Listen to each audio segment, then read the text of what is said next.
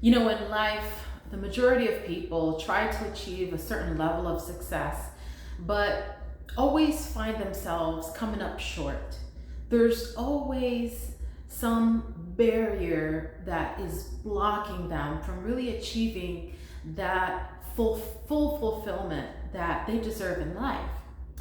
And so in this video, we're going to talk about the barriers to your success.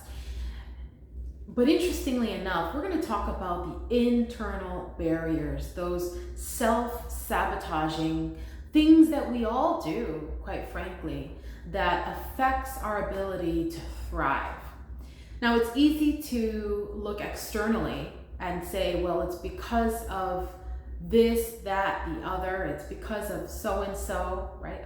We blame people, we blame circumstances, events, and things that inhibit our success. But I'm going to challenge you in this video to really start thinking about the ways that we self-sabotage internally. Because at the end of the day, the external world is just a reflection of your internal world, what's going on inside. So once you're able to release those internal barriers internally, then you're going to really start thriving in the world around you, okay? But before we begin, I wanted to share with you a little story that really brings forth that illustration. And it's that story about the boiling frog. I'm sure many of you have heard of it. But the way the story goes is if you drop a frog in boiling water, it's gonna jump out, right? There's that knee-jerk reaction that it's gonna take. However, if you put that same frog in lukewarm water, nice and cozy, right? Then it kind of settles in and just kind of laps around and is just enjoying itself. But then let's say you turn up the temperature just a little bit. What happens to that frog? Well, it keeps adjusting its internal environment to the external environment of the warming water, okay? And so with each change of the external environment where the temperature is changing and rising, that frog is going to use up its energy, okay, to adjust. So you turn up the dial, it adjusts. You turn up the dial, it adjusts. It's really leveraging all that energy to really try to stay comfortable inside. Now, it gets to the point where you're turning this dial up, that temperature, up to boiling. And now the frog tries to get out, but it can't because it used up all of its energy adjusting to the environment, okay? And so what happens? Well, it becomes a French dinner, right? So it's a happy ending to the chef, okay? The one that was really turning that dial for him, but it didn't turn out so well for the frog, right? So that illustration is a good example of what happens to us when we self-sabotage, okay? So what killed that frog? What killed the frog? Was it the boiling water? Well, the truth is what killed the frog was its self-sabotaging behaviors. And what was that? Well, it was passivity, okay? Failing to let go and failing to decide. And you know what? Those are the same things that affect us. See, the barriers to success, the barriers to human performance and productivity really are those things. It's that victim mentality, right? That mentality that seeks to blame other things instead of going internally and taking ownership for the actions it takes or doesn't take. So Brian Tracy actually calls this the law of accident. And let me read this for you, where he says that the law of accident really is a victim mentality. It's what happens to someone with a victim mentality. What happens is their life appears to be a series of random occurrences that bad things just happens. And in fact, 80% of people live in victim mentality. And they feel that there's nothing they can do about their situation. Okay? And there's many factors that play in on this victim mentality, the conditioning, the programming. They don't call it television programming for nothing, right? So there's a lot of conditioning and programming that goes on from cradle to grave that really nestles most people into this victim mentality. So it takes a bigger person to really step out of that, okay, and awaken from that and really take ownership of their life, okay? And then when you take that ownership back, that's when you start, that is the secret of blowing up that barrier, okay? So we're gonna talk about those three things. Let's talk about failing to decide. You know, the greatest enemy is failing to plan. And you know the saying, when you fail to plan, you plan to fail.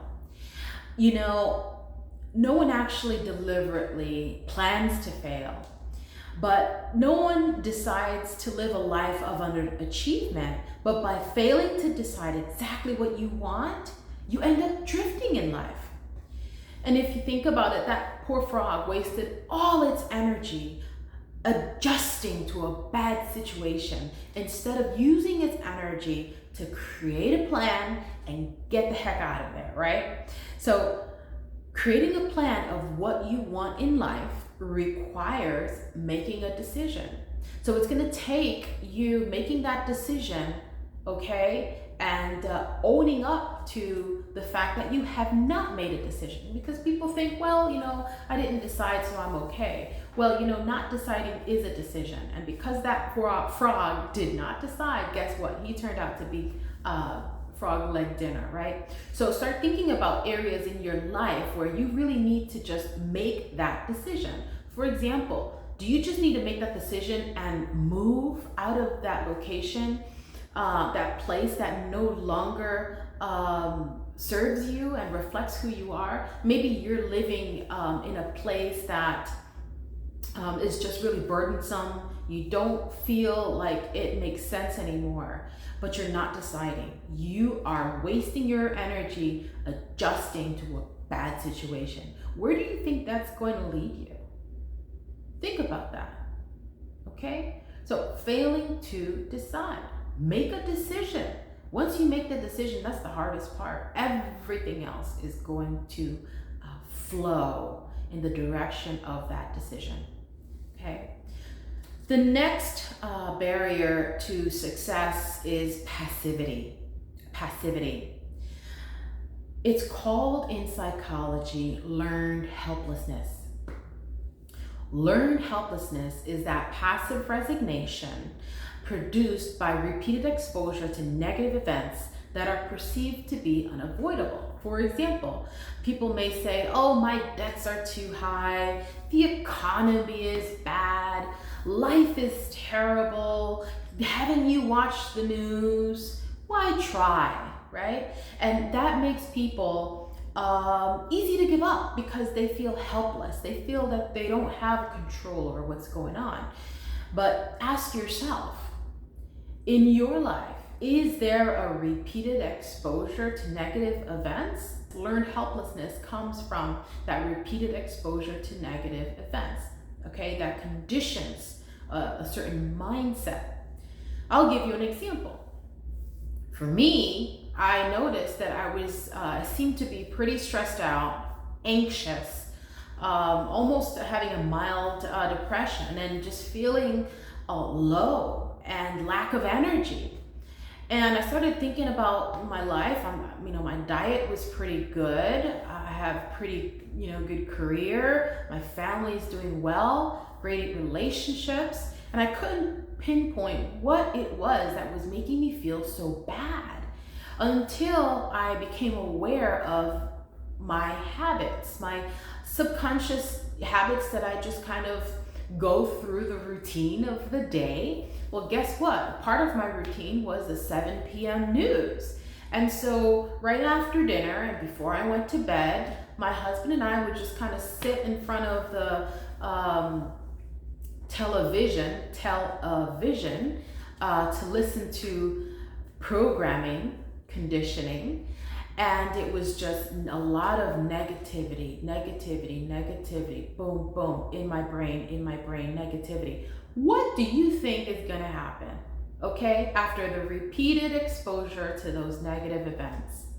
And essentially, you gotta think about it and put it in perspective. How are they paying their bills, right? Well, it's the negativity that sells. It's gonna get the most views for them, and that's what's gonna keep the lights on for them. So of course they're going to continually showcase things that get attention. It's very rare, if at all, if I hear any positive news in the news, right? And it's very almost coordinated. Everyone is talking about the same things. There's like 7 billion people in the world. Can't you think of anything else to talk about than harmonize on the very same things? Doesn't matter which channel you turn to, it was the same news. In my own community, there's so much great news going on. So I decided to turn around and just focus on my family, my community. That's my news. My news is good news, positive news, okay? And so that's what I wanted to surround myself with. So I turned that off. I turned off that programming, conditioning off. And guess what? Within a week's time, I just started to feel better, okay? That anxiety, that stress just kind of lifted. It was really, really a really great feeling of relief when I decided to take control of my life. And so I encourage you to look at where are those repeated exposures to negative events in your life that's causing this learned helplessness to take hold and passivity. Now, for you, it might not be the evening news. It might be a relationship. Maybe there's a relationship that's affecting you and it's very toxic. Maybe a friend or a loved one or a family member that you need to set boundaries with. And those boundaries may mean, completely disconnecting from that relationship and moving on to other relationships that are more positive. And, people may argue, well, you need so-and-so, just like they can argue, well, you need to stay current. Well, you know what? No, you don't. No, you don't. No, you don't. You can stay current in your life, okay, by surrounding yourself with events, people, and things that make you feel good and feel positive, okay? And that is a decision that you've just got to make for yourself. Now, the third barrier to success is failure to let go. Now, instead of wasting your energy adjusting to this new normal, right, that environment that keeps on increasing that pressure, take back responsibility of your own life and take your power back, okay? And let go of what doesn't serve you. Jump out. If that environment you're in is not working for you, let go, jump out, okay? And you can do that physically or mentally or emotionally, okay? I had to essentially jump out and let go of certain things that were being pressed upon me that I didn't agree with and I didn't want to have anything to do with, and so I mentally disconnected. That's not my story. That might be your story, okay? But that's not my story. And so I let go mentally and emotionally from things that, don't work for me. So question everything. That's how you get out of that. Question everything. Seek to ask the right questions and use critical thinking. So there's something in psychology called confirmation bias. And that's essentially that human tendency to just seek information that confirms your current belief system, okay, and your own perspectives, not wanting to listen to the other side. But it's very important to listen to all sides of the story and not just listen to this one side that continues to harp on you that this is the truth. Question that truth, especially if it inhibits your freedoms, your sense of being able to live in a happy, harmonious way. And so, in fact, the Book of Wisdom says, where there's no counsel, the people fall. But in the multitude of counselors, there is safety. So it's really healthy to listen to different perspectives and not allow this, just this culture of censorship to really affect your ability to listen to that side that is actually being censored, because they may have a good point, and that allows you to make the best decisions for you. In order to be able to make the right decision, you've got to listen to all the different multitude of counselors, and then you decide at the end of the day what's right for you, okay? That's aligned with your values, okay? So if, for instance, freedom happens to be a value for you, then you're gonna decide what makes more sense, right? If you enjoy breathing in oxygen, and you enjoy being outside, and you enjoy relationship with your family and your friends, and being close and being together, and not letting other people impose separation of your family from you, then you do you. You do what's right for you. And you don't let their temperature to dictate your environment. Don't adjust to that. Let go, jump out, and go to a mental state that really is going to serve you, okay? So in conclusion, the enemy of human success and performance is this victim mentality, this learned helplessness. So, and that includes failing to plan, passivity, right? And failure to let go. So when we have clear goals for our lives, it's a lot easier to say no to things that don't serve you. So I've got a program called a Goal Mastery Program that's really going to help you get crystal clear with what it is you want in life. And we're going to start by identifying your values. What are those core values that are meaningful to you? And once you identify what those are, no one else's values and agenda affects you, okay? Because you're crystal clear with what you are, who you are, and what you stand for. Then from there, you're going to build what your vision statement is, a positive vision statement for your life. Where do you see your life going? What do you want, right? So that vision statement is essentially that North Star. And we're going to put together a mission statement that identifies how you're going to get there in a positive way. And we're going to work through action plans with SMART goals, right? Specific, measurable, achievable, right? Realistic and timely goals to help you get there. And that, my friend, is going to help you stay focused, laser focused. And that is going to help you break those barriers, those internal barriers that affect your ability to rise and to experience the success that you deserve.